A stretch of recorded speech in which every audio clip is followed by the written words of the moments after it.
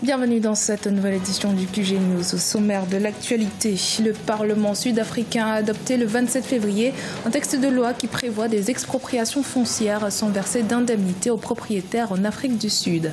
Ce texte marque le début d'une nouvelle ère et la fin des disparités raciales selon les autorités du pays.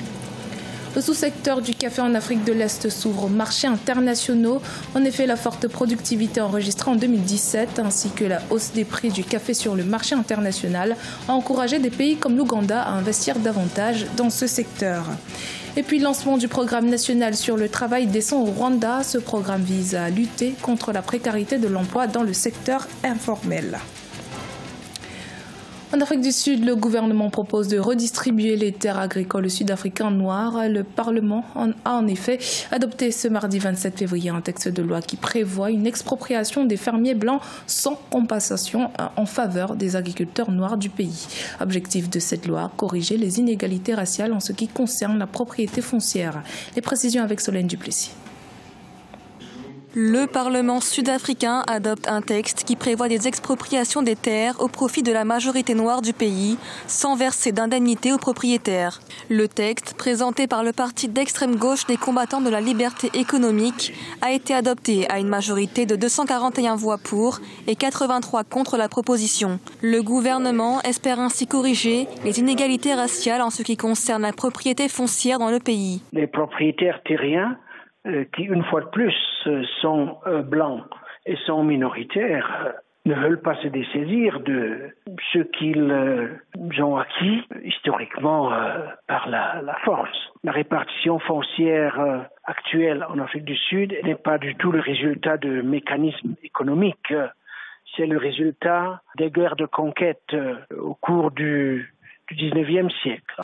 Après la chute du régime de l'apartheid en 1994, les possessions foncières des agriculteurs noirs ont augmenté dans certaines des provinces les plus fertiles du pays. Les agriculteurs noirs possèdent 74% de la terre au KwaZulu-Natal et 52% au Limpopo. Une progression de la propriété foncière en faveur de la majorité noire du pays, obtenue grâce à des efforts du gouvernement pour redistribuer équitablement les terres agricoles dans le pays. Tant que cette réforme foncière n'est pas accomplie, le gouvernement de la majorité sera mis sous une pression intense, d'autant plus que beaucoup de Noirs ont acquis la citoyenneté, mais cette citoyenneté reste, disons, théorique tant qu'ils n'ont pas accès à la propriété. Une réforme agraire pourtant controversée dans certains pays comme le Zimbabwe.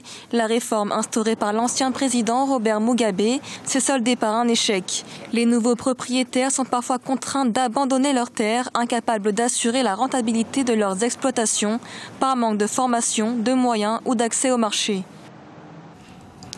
Durcissement des grèves au Bénin, les travailleurs béninois ont décidé de boycotter le dialogue social pour protester contre les défalcations opérées par le gouvernement sur les salaires des travailleurs grévistes. Les détails dans ce reportage, notre correspondant Lev Siounou, commentaire Siamlo Victoria Seji. Au Bénin, les défalcations opérées par le gouvernement sur les salaires des enseignants et magistrats grévistes durcissent la fronde sociale. Depuis le 26 février, une grève de protestation des magistrats de 5 jours reconductibles a été lancée pour exiger la rétrocession de l'intégralité des fonds défalqués sur leurs salaires du mois de février 2018. Au tribunal de première instance et à la cour d'appel de Cotonou, ce mouvement s'est traduit par la suspension des audiences. Au niveau du secteur de l'éducation, les syndicats des enseignants ont décidé de passer de 72 heures à 96 heures de grève à compter du mardi 6 mars 2018. Lorsque vous observez un mouvement de grève sur la base des revendications qui portent sur des principes, des libertés, il ne devait pas avoir de défalcation. Lorsque même vous observez des mouvements de débrayage et que vous n'avez pas satisfaction, il ne devait pas avoir de défalcation.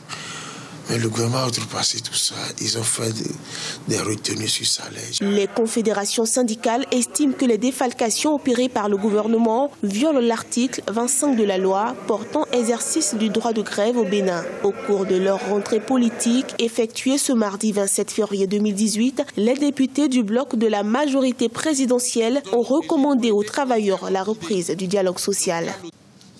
Est-ce que on ne pouvait pas, lorsqu'on n'est pas d'accord, est-ce qu'on ne pouvait pas aller devant le juge administratif Si le juge administratif dit que le gouvernement a une mauvaise lecture de cet article, les défalcations seront restituées immédiatement. En dehors de ces ponctions sur les salaires, la non-adoption des statuts particuliers des enseignants du primaire et du secondaire constitue, entre autres, le point d'achoppement des négociations entre les centrales syndicales et le gouvernement. Rappelons que les syndicats de la justice organisent une assemblée générale ce vendredi 2 mars 2018 pour faire une évaluation et trouver d'autres stratégies de lutte afin d'exprimer davantage leurs revendications. Les fortes croissances en production de café enregistrées dans les pays de la communauté d'Afrique de l'Est augurent des perspectives positives pour l'exportation du café à grande échelle. L'Ouganda, le Kenya, le Rwanda, la Tanzanie et le Burundi envisagent de doubler leur production de café pour y parvenir. Nelly Ebessa.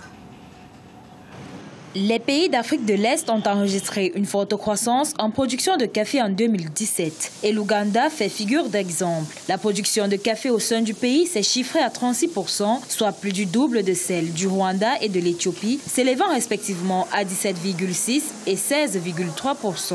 Des statistiques qui ont poussé les producteurs de café de la région à envisager une augmentation de leur production afin d'acquérir de nouveaux marchés motivés par la hausse des prix sur le marché international.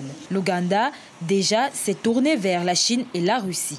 Il y a une forte demande pour notre café en Chine, en Russie, au Moyen-Orient et en Afrique du Nord. Avec ces marchés, nous espérons augmenter nos exportations mondiales de café de 3 à 15%, soit 5 fois plus que la part sur le marché mondial.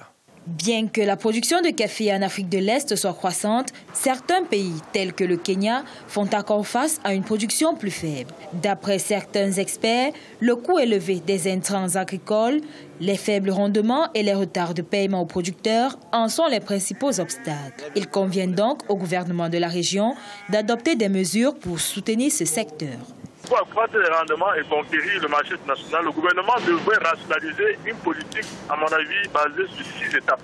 La première des choses, c'est la recherche sur les variétés améliorées et surtout sur les méthodes de lutte contre les ravageurs. La deuxième alternative, c'est la vulgarisation des résultats de cette recherche auprès des cultivateurs, ceci à travers la formation et l'information. La troisième, c'est le suivi et l'accompagnement des cultivateurs dans leur exploitation. La quatrième, c'est la gestion des pertes après récolte par la construction dans les bassins de production des centres de collecte, de traitement et de conservation. Et la sixième étape, le regroupement des acteurs autour des coopératives pour leur financement éventuel pour l'acquisition des intrants en quantité et en qualité suffisante. Les États de l'Afrique de l'Est restent actuellement confiants quant à l'influence positive de la hausse des prix sur la production et l'accroissement des revenus de l'exportation du café. L'heure est à l'affûtage de la feuille de route pour l'atteinte des objectifs fixés. Au Rwanda, un programme national sur le travail décent a été lancé par le gouvernement. Il vise en priorité les travailleurs du secteur informel. C'est un projet de 5 ans qui permettra d'informer cette partie de la population active sur ses droits, les obligations des employeurs et également sur les opportunités de formation des jeunes et des femmes. Le point avec Corinne Kamse. Au Rwanda, 91% de la population active travaille dans le secteur informel. Parmi ces travailleurs, des salariés du secteur privé qui vivent chaque jour dans la peur de perdre leur emploi. Les retards dans le paiement des salaires, l'absence de contrats et de police d'assurance sont autant de défaillances qui rendent l'emploi incertain. C'est à mesure de lutter contre cette précarité de l'emploi que le gouvernement, par la voie du ministère de la fonction publique et du travail, et soutenu par la Fédération du secteur privé et les syndicats des travailleurs, a lancé un programme national sur le travail décent. Ce programme favorisera l'emploi productif et des emplois décents. Il améliorera l'application et la mise en œuvre des normes internationales du travail et aidera par ailleurs à poursuivre les programmes de protection sociale ciblant les groupes les plus vulnérables. Le projet étalé sur 5 ans vise aussi à éduquer les travailleurs sur leurs droits et sensibiliser les employeurs sur leurs devoirs. Pour Wellington Shibebe, directeur de l'Organisation internationale du travail en Afrique de l'Est, les résultats devraient être à la hauteur des attentes des populations rwandaises qui espèrent l'amélioration de leurs conditions de travail. À l'heure qu'il est, si par exemple depuis 1974, on a le SMIC qui est à 100 francs rwandais, imaginez le 100 francs à Kigali aujourd'hui, à un certain moment, des gens qui passent 3-4 mois sans être payés, parce qu'il y a un problème quant à ce qui est de la supervision du travail. Il n'y a pas de suivi pour voir si il est nécessaire, par exemple, de réviser une certaine loi sur le travail ou encore s'il y a une autre mesure qui peut être faite pour que la vie des gens soit améliorée. Dans le cadre de sa stratégie septennale nationale de transformation 2017-2024, le gouvernement rwandais aimerait créer 215 000 emplois agricoles par an et 1,5 million d'ici 2024. Un projet conforme au pilier 8 des objectifs du développement durable qui préconise le travail décent et la croissance économique. C'était le journal de la rédaction. Merci de votre fidélité. Dans un instant, une nouvelle édition de l'actualité sur Africa 24.